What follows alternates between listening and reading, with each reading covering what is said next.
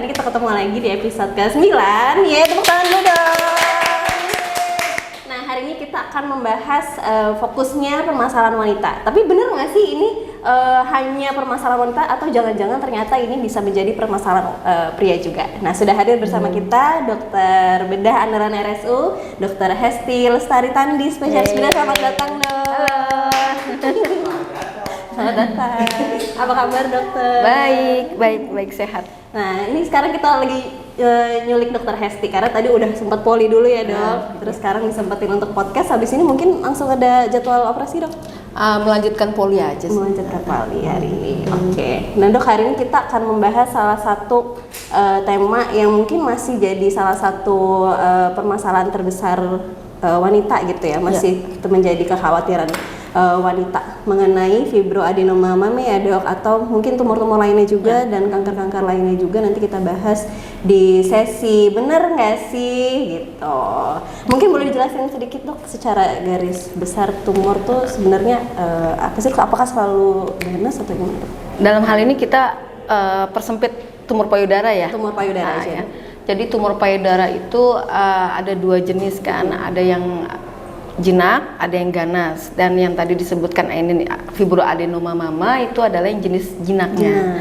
Ya, itu spesifik kita ngomongin fibroadenoma mama itu adalah benjolan jinak kelenjar payudara yang terdiri dari kelenjar dan jaringan ikat, dan dia termasuk jinak, tidak nyeri, dan biasanya disebabkan karena aktivitas estrogen, hormon ya, Dok? Hormon biasanya terjadi pada wanita muda seringkali. Karena aktivitas atau jumlah hormonnya tinggi ya, pada berlebih ya, ekspresinya berlebih, kemudian reseptor di payudara juga berlebih sehingga terjadilah kemungkinan terjadinya fibroadenoma mama. Gitu. Oke. Kita langsung masuk aja berarti ke sesi, boleh?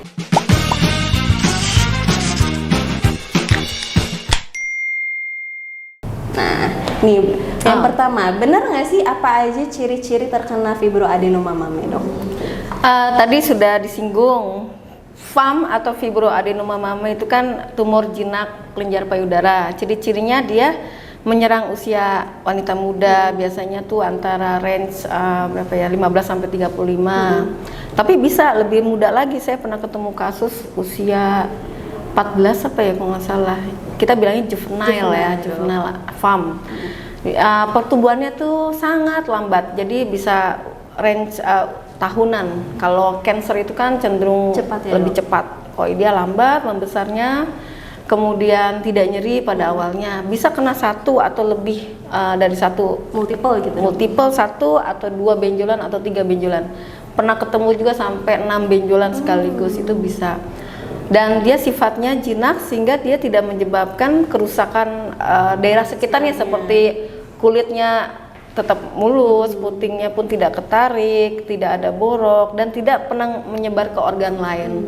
Gitu ciri-cirinya itu. Jadi kalau diperiksa oleh kita, benjolannya itu teraba jelas, bisa diukur dimensinya kayak 4 kali 3 cm gitu. Berarti kayak ini, Dok, mungkin kayak teraba bener-bener ada bola. Kayak ada bola di dalam gitu, ya. Jadi bisa digerak-gerakin dan pasiennya pun berkata demikian, bisa digerak-gerakin, Dok. Nah, itu ciri-cirinya. Jelas ya, Dok. Ya, kalau cancer itu enggak, kayak batu keras dan dia batasnya enggak tegas. Berarti sebenarnya kita bisa screening sendiri ya, Dok? Bisa. Yang nemuin justru diri sendiri mungkin waktu lagi mandi atau... Betul, habis mandi, periksaan dulu. Saya sadari. Itu udah bisa di download di YouTube tata caranya, yaitu bermula dari inspeksi atau ngelihat lewat cermin, kemudian melakukan periksa payudara sendiri di seluruh kuadran. Nanti kalau terlatih ya harus dilakukan tiap bulan. Tiap bulan, asalkan dengan patokan 7 hari setelah haid terakhir. 7 hari setelah jangan menjelang, karena kalau menjelang itu kan lebih cenderung jadi lebih keras ya, jadi kayak rancu lah, positif palsu takutnya. Jadi lebih jelas, teraba jelas ketika 7 hari setelah menstruasi. Iya, di mana keseimbangan hormonal sudah tercapai. Gitu. Jadi kalau misalkan itu ciri-cirinya tadi batasnya tegas ya, Dok, gitu. Terus habis itu bisa bergerak-gerak, tidak nyeri, terus tidak disertai ada keluhan lain atau kelainan lain, kulitnya masih dalam batas normal gitu ya, Dok. Itu kapan dok kita boleh bawa ke dokter gitu kan? Sebenarnya ini nggak mengganggu gitu ya dok? Berarti nggak mengganggu apa fungsi sebenarnya? Nah, kalau sudah merasa ada benjolan, tetap sebaiknya disarankan ke dokter Langsung ya, untuk dok? dievaluasi lebih lanjut. Apakah butuh tindakan pembedahan atau observasi saja? Karena ada benjolan lain yang agak mirip, tapi cenderung nyeri, itu kista payudara. Biasanya dia muncul menjelang menstruasi. Bedanya itu ya dok? Ah, berarti? bedanya. Tapi kadang juga nggak nyeri, tergantung. Jadi pasien sudah datang, seringkali yang datang itu kista karena nyeri. Tapi jangan salah, ada juga yang nggak nyeri. Nggak nyeri. Nah, itulah kenapa kalau sudah ketemu benjolan, sewaktu sadari sebaiknya tetap datang ke fasilitas kesehatan. Untuk dipastikan ya dok, ini Betul. benjolannya sebenarnya benar nggak sih? Itu takutnya ke arah yang lain. Betul, gitu ya. dan dilakukan sadanis, jadi periksa oleh klinisi ya. Nah, tadi kan sadari oleh pasien, nah ini dikonfirmasi ulang. Nanti ada mungkin pemeriksaan lanjutan Betul, USG. segala betul. macam gitu ya, dok. Apakah butuh USG, apakah butuh mamografi, sesuai dengan indikasi masing-masing. Masing-masing gitu. Sama dok kalau misalkan di atas 30 tahun juga masih bisa kena ya dok? Kan tadi usia produktif Bisa, katanya. usia dia 40 pun pernah ketemu kok, tapi jarang banget. Jarang orang-orang datang di usia produktif tadi ya dok? Saat Ya, anak betul. hormonnya, gitu. Oke, ada yang mungkin ditanyain dari Audiens. netizen? Ih kan, jangan salah. Nah, Nanti laki-laki ada di ya. sesi selanjutnya nih pertanyaannya. Aku mau nanya dong. Siap-siap. Itu kistanya itu kalau kita rawat tuh kayak gimana? Terus tumornya itu juga kayak gimana dok? Kalau- Ada beda nggak kalau pas kita Ada beda. Jadi waktu dipegang, tapi yang ini kita yang dokter yang bisa bedain. Kalau pasien kan cenderung, wah ada benjolan, udah langsung datang. Jadi kalau kita periksa ulang, kalau kista itu cenderung kan isinya cairan ya, jadi kistik.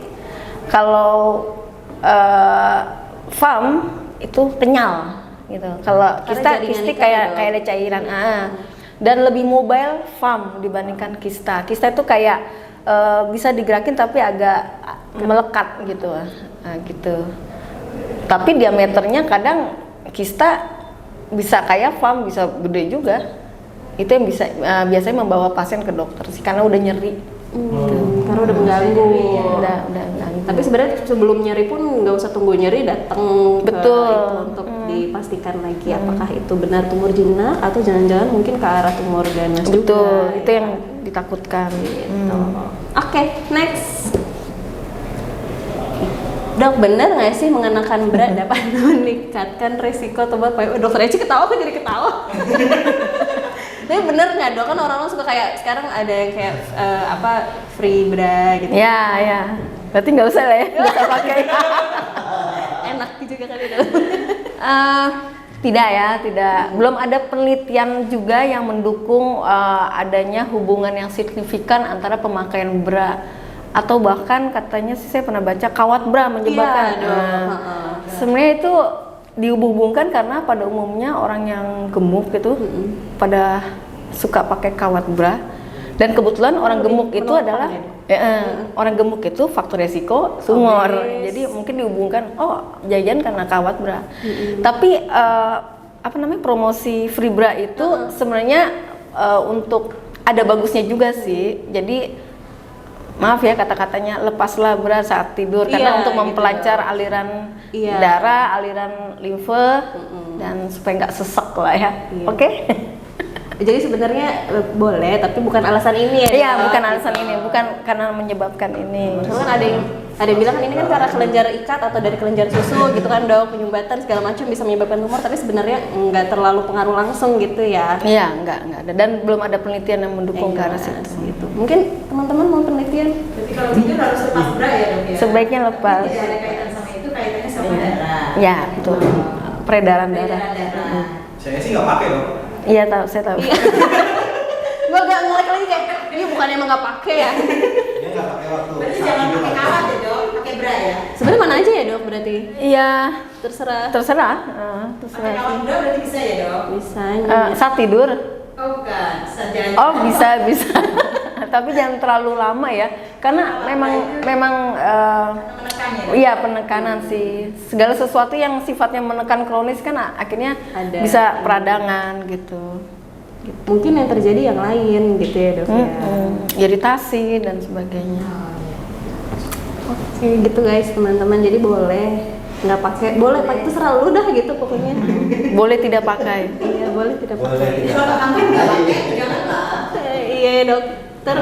Enggak deh. Dan next kayak agak berbahaya. Wah, implan. Bener nggak sih dok implan payudara dapat meningkatkan? Pertanyaannya lucu ya. Ini soalnya kayaknya pertanyaan pribadi dok. Oh, oke. Abis dari Thailand. Soalnya kan emang lagi banyak ya dok, maksudnya di kayaknya akses sekarang lebih mudah untuk menjalankan operasi Iya. plastik, entah di Lagi Korea. di klinik klinik kecantikan itu ada yang Kecantikan, sembarang iya. ya, hati-hati. Oke, menjawab pertanyaan ini Implan dok. sekali lagi saya belum pernah baca penelitiannya, tapi secara teoritis sebenarnya bisa masuk akal ya. Jadi gini, implan itu kan dipakai ada tujuan medis ya untuk memperbaiki anatomi setelah tindakan medis ya, atau ada juga memang mau pakai untuk estetik ya. Nah, implan itu ada dua. Yang paling aman tuh yang isinya cairan, yang sering dipakai yang silikon, karena lebih bagus bentuk hasil akhirnya gitu ya. Dok. Masalahnya adalah ketika itu bocor, karena kan kalau pakai implan dia harus kontrol rutin ya, mengetahui kondisi implannya. Ketika dia neglected atau malas kontrol, tiba-tiba bocor, yang implan silikon lah yang bisa menimbulkan peradangan. Nah, secara penelitian yang bocor itu menyebabkan kanker, saya belum pernah baca dan kayaknya belum ada. Namun secara teori yang namanya peradangan kronis itu bisa menyebabkan sel mengalami mutasi kan. Nah, itu yang ditakutkan beresiko terjadinya perubahan bentuk sel, lesi prekancer. Dari situ predileksinya dari situ ya. Iya, Dok? secara awal logika. mulainya dari situ. Iya, tapi kan namanya cancer kita multifaktor, Banyak nggak banget bisa ya, Dok. penyebab si implan itu langsung multifaktor.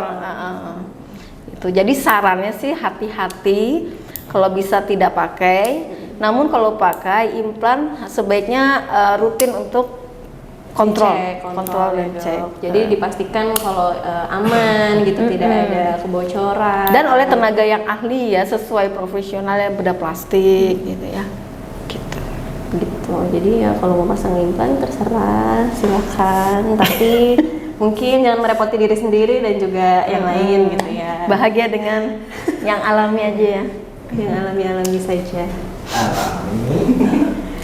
Dan ada mungkin yang mau nanya, dok aku mau nanya yang sebelumnya kelewat gitu yang tentang berat tadi. Mungkin kalau misalkan habis pasca operasi kali ya dok, pasca operasi pembedahan mungkin apakah tidak disarankan dulu untuk menggunakan BH? Sebenarnya tidak ada larangan asalkan tidak yang kawat ya. Jadi ada kalanya bra itu dibutuhkan untuk menopang ya. Kan pasien sudah nyeri karena luka operasi ya. Jadi kalau jadi tujuan untuk menopang aja, asalkan tidak terlalu tight gitu. Saya nggak pernah melarang sih, silakan ya, kan luka tertutup kasa, nggak ada masalah dengan memakai bra, asalkan tidak Nggak tight. terlalu ketat. Jadi untuk kalau gesekannya kan udah ada kasa sebenarnya aman Betul, ya. betul. Jadi boleh-boleh aja. Cuma nunggu kalau emang nggak nyaman ya nggak usah pakai. Ya, gitu tergantung individualnya aja. Aja gitu. Oke, next. Benar nggak sih dok? Apakah tumor payudara hanya menyerang wanita? Nah tuh, bisa nggak dok cowok juga? Para pria ini, Sangat bisa. wah. Pada kondisi apa tuh dok?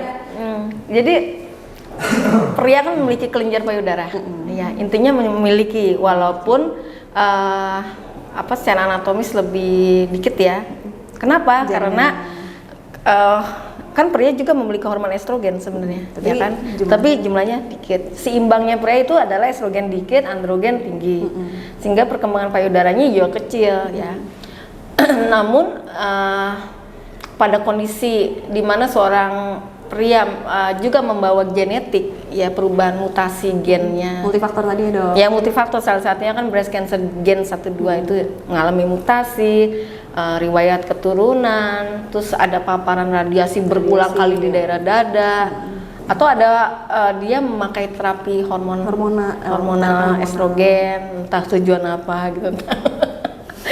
Kemudian ada masalah di produksi testosteronnya itu yang mengharuskan dia misalnya ada cedera di testisnya atau testisnya nggak turun tuh yang UDT, sehingga produksi androgennya malah turun. Nah, estrogen naik bisa berkembang.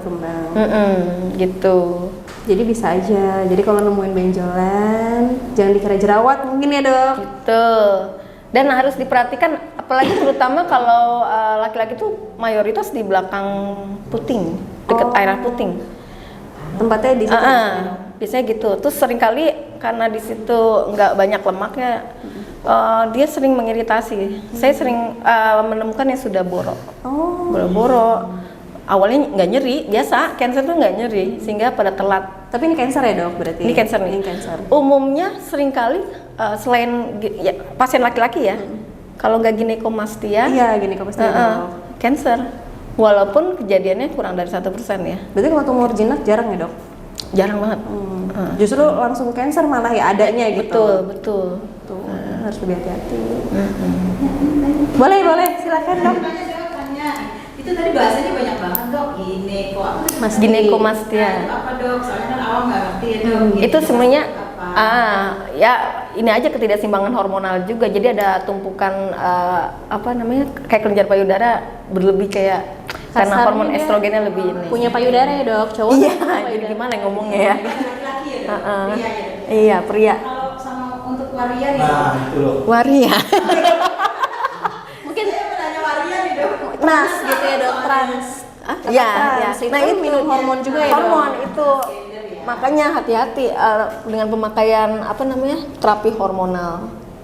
Itu bisa sangat berpotensi, tapi kan multifaktor ya. Multifaktor, jadi nggak bisa namanya cancer itu penyebabnya pasti karena ini nih, enggak, tapi Bisa multifaktor. jadi gitu ya dok? Bisa jadi atau mungkin dia memang udah ada pembawa mutasi genetik atau ada faktor keturunan cancer dalam keluarganya gitu. Berarti pemeriksaannya multifaktor ya dok?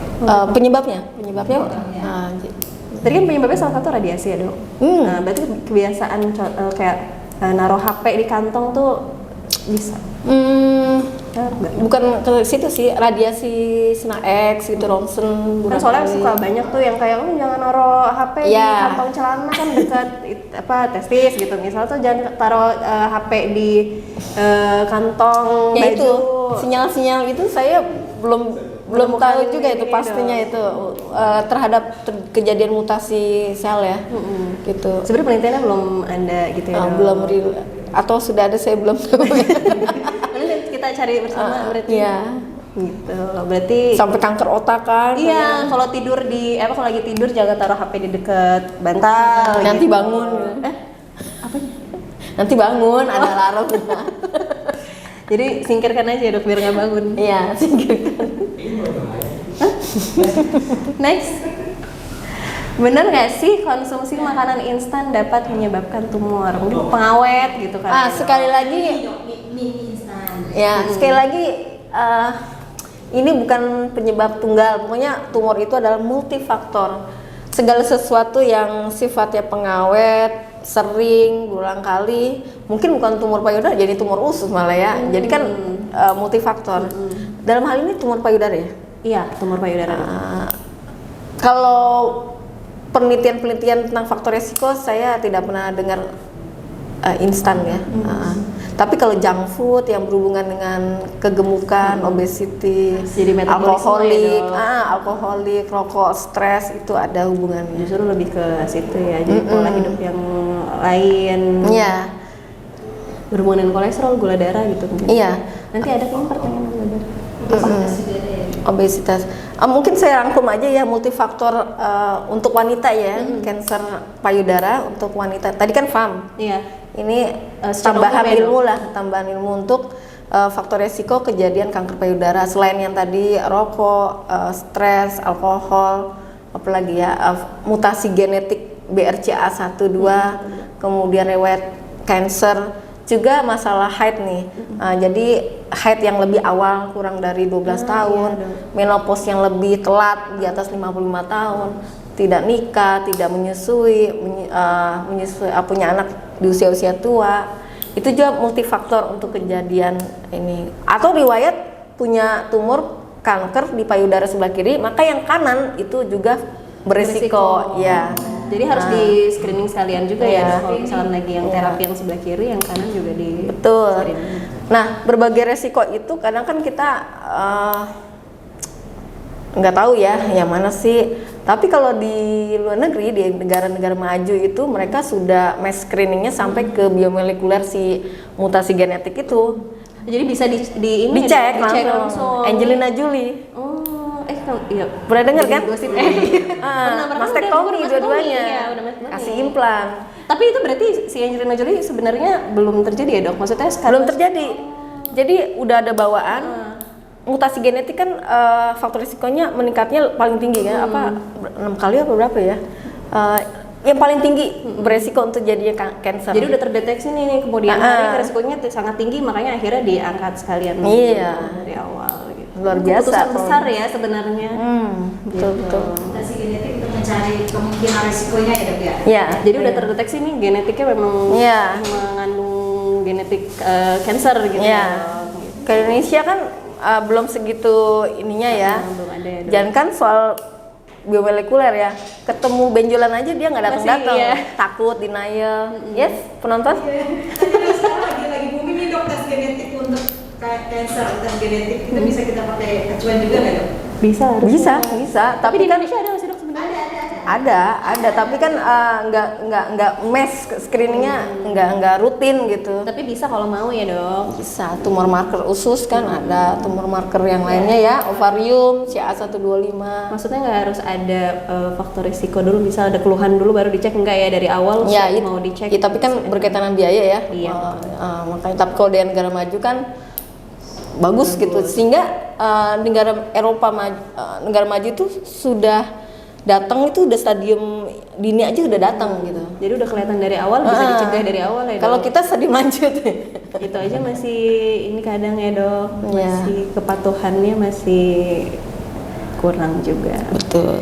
Gitu. Sama kalau misalnya usia 40 tahun, kalau di Indonesia disarankannya setidaknya mamografi ya, Dok? Setidaknya mamografi. Tapi intinya sih tetap yang paling sadari, yang paling murah dulu. Kalau ketemu masalah sadanis ke dokter, lalu nanti dokter akan memeriksa di anamnesis atau di wawancara dia ada faktor risiko nggak gitu. Kalau ada faktor risiko nanti mamografinya mamografi screening. Tapi kalau dia udah ada benjolan atau apa itu namanya mamografi diagnostik. Itu semua keputusan di tangan dokter. Gitu guys. Ini ada pertanyaan, kalau tidak kita lanjut ke pertanyaan selanjutnya. Oh ada, Dok. Paling aktif yang ini, Dok, netizennya. Oke. Iya.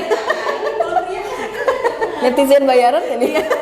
Mengalami ada pihak itu katanya. Siapa? Kalau sudah ada yang pasien itu sudah lanjut terus seperti kayaknya bau dan sebagainya. Itu proses apa sih, Dok, di situ? Ulcerasi ya, borok karena dia kalau cancer itu kan merusak. Yang saya bilang ciri-ciri cancer kan destruktif, Jaringan sekitar. menghancurkan. Payudaranya itu. Iya, termasuk kulitnya, putingnya, lama-lama kan tipis ya. Akhirnya jadi ulcer, ulkus, borok. Kayak gitu biasanya stadiumnya udah locally advanced atau advanced. Locally advanced atau advanced. Nah, penanganannya ya Harus diangkat. Radiasi. tergantung stadiumnya. Kalau locally advanced biasanya tergantung itu bisa diangkat apa enggak. Kalau nggak bisa diangkat, kemo dulu, operasi kemo plus tambahan seperti hormonal terapi, radiasi. Kalau udah advance stadium 4 paliatif, jadi cuma terapi hanya untuk membuat beliau nyaman. Termasuk mastektomi juga tujuannya paliatif. Kemoterapi juga tujuannya ke paliatif ya.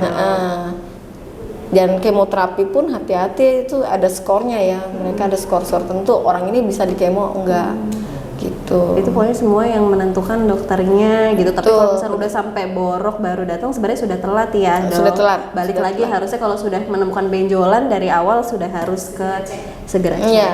Kalau awal-awal banget masih stadium 0 ya, itu bisa dilakukan BCT ya, yang mempertahankan bentuk payudara. tapi ngangkat itu. Namun harus radiasi tambahan. Dilanjutkan juga dengan radiasi. ya, Dok. Jadi dia masih punya payudaranya, tapi sudah diambil. Itu si benjolannya. Apakah tidak bisa disembuhkan? Bisa, pokoknya bisa. Mandiri, bahasa narasumbernya mandiri. Ini dalam artian tumor jinak apa ganas nih? Boleh dua-duanya dong Nah, kali, Dok. kalau jinak udah pasti bisa ya, nggak ada masalah. Tumor ganas bisa asalkan stadium-stadium awal. Stadium awal. Jadi kelanjutan hidup 5 tahun ke depan 5 years ya itu kalau stadium dini ya sampai 100% kok. Yang masih awal ya, Dok. Semakin lanjut, semakin turun persentase kemungkinan survival Ya ya. tadi ya kalau yang udah stadium advance mungkin ya paliatif akhirnya ya, Dok, nggak bisa disembuhkan gitu. Mungkin juga takutnya sudah metastase kemana-mana gitu. Kita juga berarti harus screening lengkap head to toe ya, Betul, Dok. betul.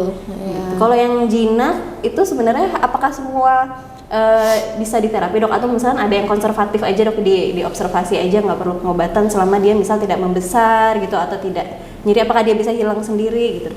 Yang kita cenderung observasi dan kemungkinan edukasi bahwa ini hilang sendiri adalah kista ya. Yang kista. Kalau yang FAM Kalau FAM itu adalah padat daging, dia bisa akan membesar. Kalau mau observasi, ya harus yakin dokter ini adalah jinak. jinak. Tapi tetap disarankan diangkat untuk memastikan karena diagnosis tertinggi kan hasil patologi anatomi. Dibiopsi sekalian ya, Dok? Ya. Dilihat sekalian, apakah jangan takutnya ternyata ada ke arah keganasan juga gitu Betul, ya. betul. Kalau multiple ya berarti diambil semua sekalian ya, Dok? Iya, betul. Gitu. Jadi jangan takut, ya mungkin agak panik kali ya, Dok, kalau kita nemuin ada benjolan terutama dekat-dekat misal ada dekat ketiak gitu ya, aksila gitu. Itu pokoknya langsung cek aja karena kan cewek ternyata aduh kanker nih gitu, belum apa-apa udah kanker nih ya, emang mungkin paling parahnya ke situ, tapi mungkin bisa jadi tidak, jadi segeralah bawa ke dokter gitu untuk screening. Oke, selanjutnya apa udah? Oh, belum. Nih, bener nggak sih apakah tumor payudara merupakan penyakit keturunan, Dok? Tadi ya? Iya, benar. Tadi udah dijawab ya. Udah. Iya udah. Gimana? Misalnya kalau keturunannya itu emang harus kakek, nenek. Oh, itu belum saya jelasin. Iya, Dok, generasi satu langsung. Apa bisa lengkap, Dok?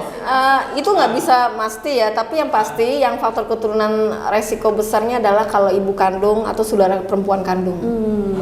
Jadi kalau sepupunya dari kakek adiknya ya enggak lah.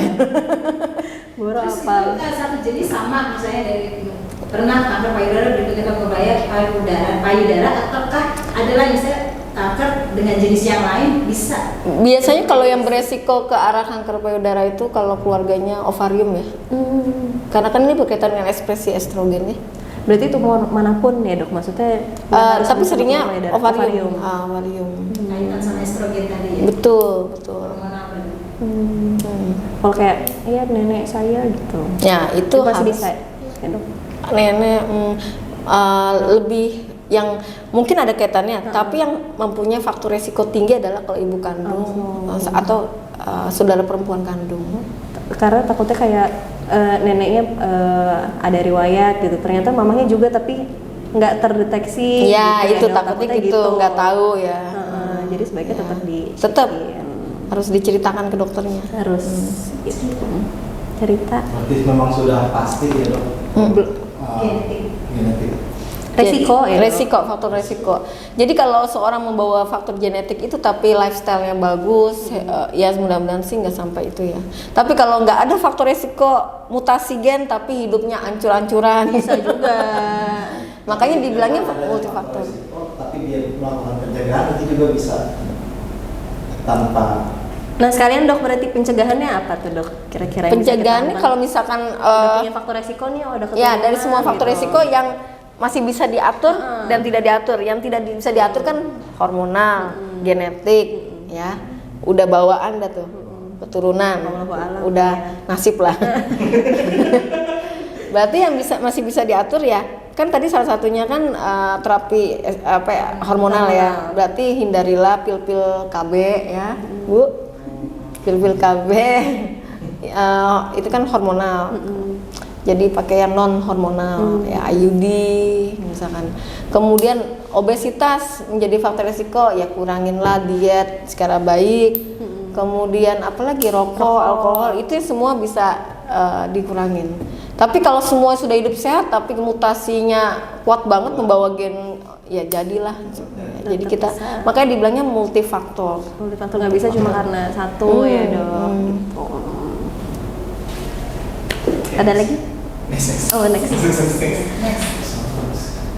Nah bener nggak sih kok gini nggak nyambung deh. Apa perbedaan antara tumor payudara dan kanker payudara? Tadi ya dok. Tadi udah dibahas ya, yang perbedaannya antara tumor payudara jinak dan kanker. Jadi kanker itu adalah tumor ganas. Yang tadi ya sudah ya. Mau diulang nggak usah ya? Pokoknya bedanya itu ya, yang secara garis besar kalau tumor jinak dia biasanya tidak merusak jaringan sekitarnya gitu, tapi ada benjolan gitu di dalam. Cuma kalau tumor payudara, kanker payudara kalau sudah stadium yang lanjut bisa sampai merusak. Dan perbedaan bermakna itu pokoknya tumor jinak payudara terjadi di usia muda, kanker payudara terjadi di usia tua. Mayoritas. Tapi bukan berarti semuanya demikian. Itu. Karena saya pernah ketemu kanker payudara itu usia muda, pernah usia 30 tahun ada 2 atau 3 orang selama saya ini. Kemudian usia 40 tahun ke atas ada FAM juga. Ya, gitu sih. Kalau misalnya tadi juvenile itu bisa karena hormon juga ya dok, karena tadi menstruasinya menariknya lebih awal, itu ya berarti balik lagi hubungannya ke hormon ya. Menopause juga sama seperti itu ya dok. Iya, karena kan peningkatan aktivitas perubahan bentuk payudara kan dimulai ketika masa pubertas ya, yaitu ekspresi estrogen itu. Ya, dok. Dan kalau paparannya terlalu tinggi, ekspresinya ya bisa langsung jadi benjolan FAM. Berarti untuk yang mungkin anaknya SD sudah menstruasi gitu kan, mungkin nggak bisa lebih aware terhadap dirinya sendiri karena masih kecil gitu ya. Mungkin orang tuanya yang bisa sambil mendeteksi gitu. Itu paling rendah umur 12 tahun loh. Kita patokannya sih menarke dini di bawah 13 tahun. Itu faktor resiko. Udah gitu aja. Batasannya. Ada yang bilang di bawah 12 tahun. Kadang-kadang baca sumber dari mana, antara 12 sama 13 tahun ke bawah gitu. Next. Ya udah juga. Bener nggak sih benjolan belum ya? Enggak, maksudnya benjolan payudara sudah pasti kanker? Tidak. Pokoknya belum tentu ya. Jadi benjolan dari lahir. Iya, atau benjolan alami. Udah pasti kalau cewek. Kutil. Netizennya ini kreatif. Berarti belum tentu kanker ya dok. Belum. Tadi balik lagi harus dipastikan ke dokter yang melakukan pemeriksaan fisik lanjutan. Apakah perlu pemeriksaan penunjang? Apakah perlu diangkat sambil dibiopsi gitu ya dok? Itu nanti dilihat lagi. Next. Habis. Ada satu pertanyaan yang glukosa tuh gula. Ya udah tanya sekalian. Boleh. Iya, katanya ada yang bilang kalau misalkan punya kanker nggak boleh makan yang manis-manis, katanya tuh jadi makanannya kanker. Betul. Oh betul guys. Kenapa? Karena dia memang meningkatkan juga aktivitas sel onkogenik. Gimana ya penjelasan ininya? Jadi kondisi tubuh yang banyak kandungan gula manis lah ya, itu akan membuat sel-sel, anggapnya sel kanker kita bilang si jahat ya, itu akan reproduksi lebih banyak. Dia kayak bahan bakar juga. Dan sel kanker suka dengan suasana yang manis. Selain itu, gula itu kan memang kalau misalnya kita makan banyak asupan gula, insulin kan naik juga ya. Iya, ternyata ada beberapa penelitian insulin juga prekursor dari aktivitas sel onkogenik juga.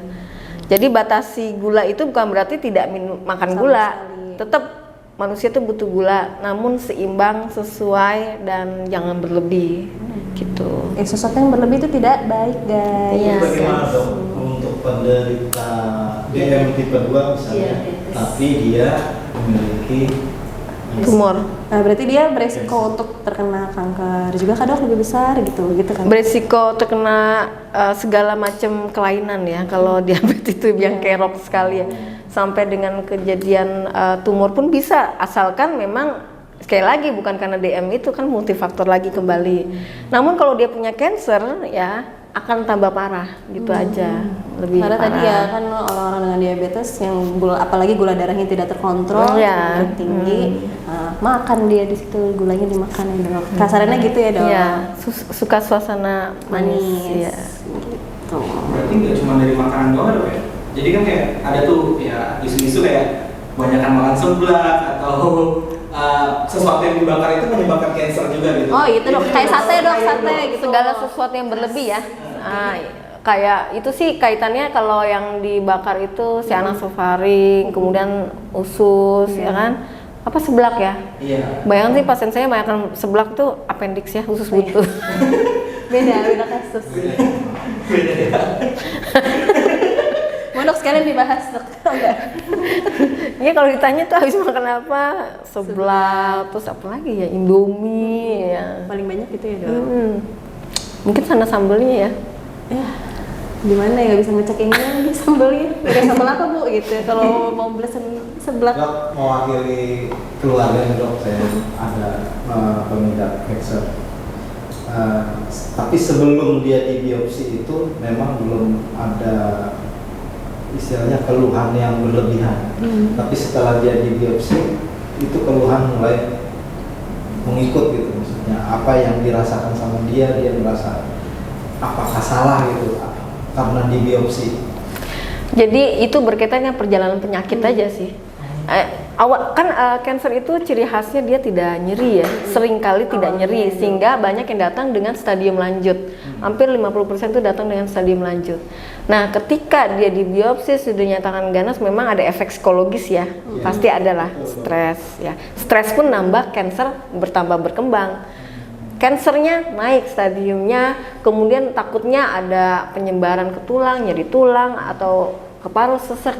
Jadi saya rasa sih bukan karena gara-gara biopsi, tapi karena memang perjalanan penyakitnya ya, yang dari awalnya tidak nyeri jadi nyeri karena mungkin sudah borok, sudah borok kah? Sebelumnya? Belum, dok. Jadi Atau meregang tambah besar, pertumbuhan tumor yang meregang tambah besar kan nyeri juga pada akhirnya. Karena progresifnya cepat ya dok. Ya, progresif, sangat cepat. Progresif, gitu. Hitungan beda 2 bulan 3 bulan udah double time-nya perbedaan 2 kali lipat bisa. Jadi kadang ngerasa ini ya, ini gara-gara di Ya. obatin jadi kayak gini, padahal enggak karena Apa emang mengganggu perjalanan- macan tidur ya? Iya. Dibilangnya. Mengganggu macan Macannya tidur. perasaan enggak, Pak? Masa masuk rumah sakit? Padahal macannya di sini. Iya, macannya sih. kalimat seperti itu, dok. Iya, Mungkin iya. orang awam seperti yang keluarga saya sampaikan, mereka merasa salah nggak sih di biopsi seperti itu. Tidak salah, dan bukan semua pasien ya, beberapa pasien pun datang ke saya nanyain kayak gitu. Nanti kalau dilakukan biopsi ini nanti tumornya keluar mekar bertambah gede dong dok. Nah itu salah, kita harus mampu mengedukasi ya, karena tujuan biopsi kan untuk mendiagnostik dan itu sangat penting untuk tata laksana berikutnya. Kalaupun yang tadi dinyatakan ya jadi tambah parah, saya yakin itu perjalanan penyakitnya aja yang jadi tambah lebih. Makanya udah treatment. Treatment sudah sampai saat ini sih ada rencana untuk di mastek. Belum kan, berarti kan belum ada treatment. Apalagi belum di treatment ya, Belum mulai gitu. Iya. Dan jangan salah, faktor psikologis habis mengetahui bahwa beliau menderita cancer itu pasti stres banget. Stres banget, dan semua gejala psikosomatis akan muncul. Psikologis ya. Psikologis Yang tadinya nggak dirasa jadi dirasa. Ya itu kita harus memaklumi, dan faktor support keluarga itu sangat penting banget. Jadi pasien stres, jangan keluarga jadi tambah stres. Pasien jadi diomelin, nggak boleh. Yang ada keluarga kalaupun stres ya harus di belakangnya, tapi kasih support bahwa harus dituntaskan pengobatan, harus dituntaskan.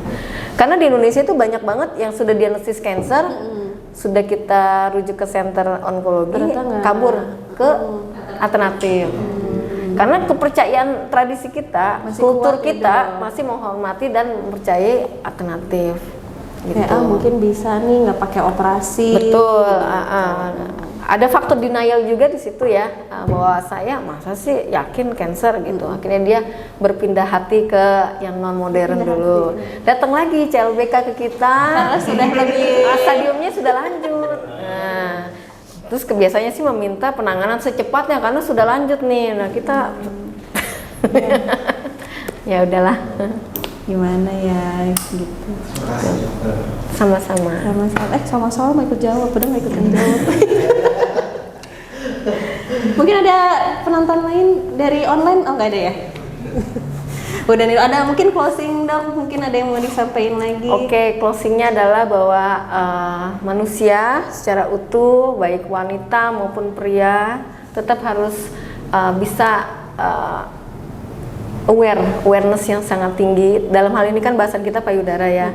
Jadi terutama wanita harus meningkatkan kewaspadaan yang tinggi untuk ada tidaknya benjolan payudara. Lakukanlah sadari kurang lebih 7 sampai 10 hari setelah haid bersih, setiap bulan rutin sekali saja. Ya. Kan murah ya dok? Murah, tidak Zero membutuhkan modal apapun ya. Kemudian percayalah pada prinsip, kita kan ada Pink Awareness Iya, Month bulan Oktober, hari Awareness Breast Cancer Month ya. Di situ slogannya pokoknya kalau sudah menemukan lebih awal benjolan dan langsung ditangani, yakinlah pasti akan sembuh. Outcome-nya lebih bagus ya dok. You have chance to cure. Kau bisa sembuh. Gitu juga. Semangat juga untuk para pejuang tumor, para pejuang cancer. Betul, apa namanya itu ya, yang melewati ya. Penyintas gitu.